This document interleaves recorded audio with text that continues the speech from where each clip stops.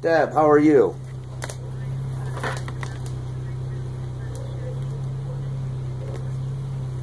So I can tell you what I found out. Okay. The restitution order is still filed in court. And yes, he's on probation as far as I know, but he is in collections with the court. The court can't force him to pay anything. Really? Yes. Huh. So, what I guess, and since he's in collections, I guess he doesn't have any money or he can't afford to pay. He's working for a city department in Bay City, Michigan. How can he not afford to pay? He's got a government job. What? Yeah. Pull his Social Security number. He's working for the City and Parks Division in Bay City, Michigan. You know that for a fact? Yeah, his wife was bragging about it on Facebook, and my kid's married. I mean, you know, that's my kid's mom's. That's my kid's stepdad. Yeah, yeah. So I mean, you know, there should be like a garnishment going down. I don't, and to be honest with you, I'm a victim. Why am I paying third-party collection fees? I know it. That's appalling, and it's you know. That the worst part of it is the victim typically stays the victim. Yeah. And we can't do anything. At least I can't do anything. Right. The only other recourse you have is going into polite court and filing a civil action with the information you have. You should be able to garnish wages. Well, I filed a civil action against John Kozar for no enforcement.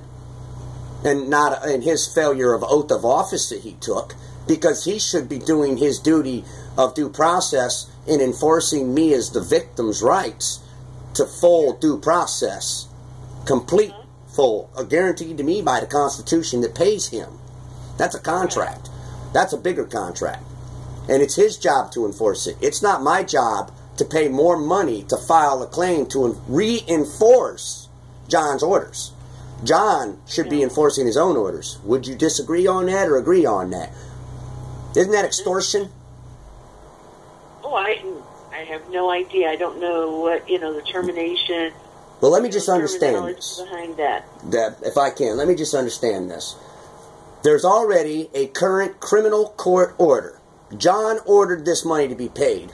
And now I have to pay more money to John to try to get more enforcement?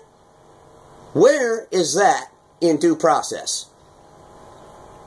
I have no idea, Brian. Neither do I, and I really would like to have that straightened out.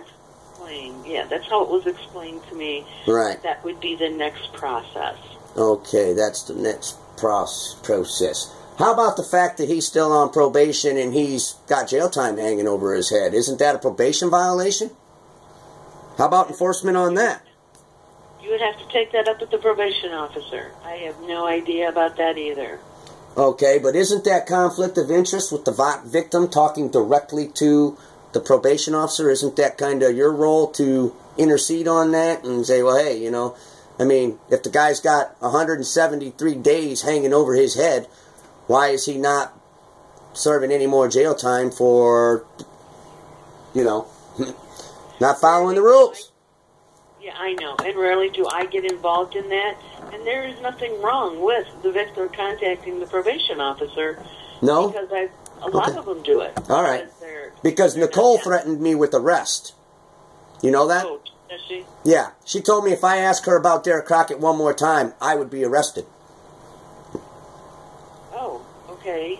Yeah, that's interesting because that's complete contradiction with 18 U.S.C. Title 3771, Victims' Rights. Right. Yeah. See, there's laws in place for the victim to have rights. Were you notified about his sentence being reduced? I was not. Why? That's something that the court does or the prosecutor does, and then I do not get notified on that. And are you aware that that's also a violation of 183771? No, I am not. So there's two things. I was not aware.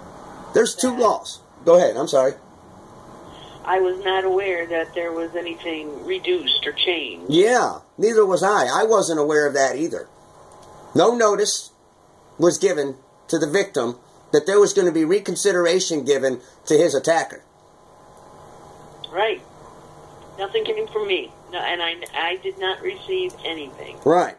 So somebody didn't do their job over there. Again. Mm-hmm. So we kind of need to get this straightened out and taken care of. Would you agree? I wish I wish I could make the victims whole in every one of these cases, but my hands are tied because there's not any place I can go. It kind of all falls back on the victim again, you know, to go after their money for their restitution order. Okay, so it's up to me to pursue this then. Unfortunately, yes, that's what the clerks told me, that's what you would have to do. Okay, and the clerks told this to you today? That it is up to me to pursue it? Today, that's what they told me. Yes, okay. All right. Are you able to call back over to the clerks and request for John Kozar's liability insurance so that I can proceed on that? I don't understand what you... Well, I don't understand that, I guess. Okay, if the clerks are telling you that it's up to me to proceed anything further to recover my damages, right? Uh-huh.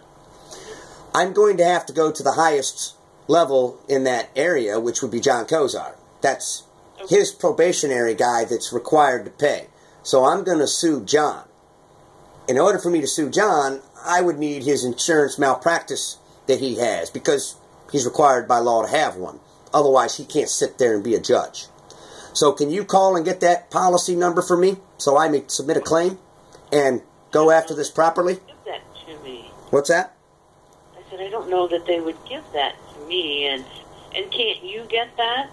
Well, you know, I call over there, and, you know, they do give me information, and, you know, it doesn't seem like they're so forthcoming on that insurance policy that I'm after. So perhaps maybe at least Victim's Advocate might be able to assist me in that, and then at least I've got a witness that said, yeah, he tried to collect his damages.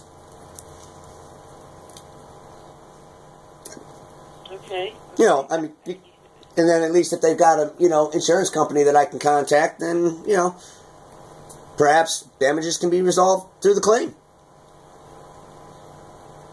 Oh, that's okay. You know, I mean, since it's all of a sudden turned into a civil matter all of a sudden. You know, I don't understand how it goes from criminal to civil, but if it's all up to me now to pursue the damages, that's a civil issue. So I've got to hold the person responsible that won't do the enforcement, which would be John Kozar. Okay. Does that make sense, Deb? Yeah. I hear what you're saying, Brian. I'm not sure I can help you out with that, but right. I'm not opposed to calling. And yeah, great.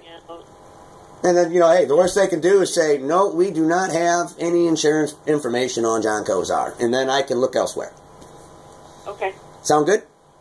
That sounds fine with me, Brian. I will do what I can. All right. Thank you, Deb. Thank you. Have a good day. Bye. Bye.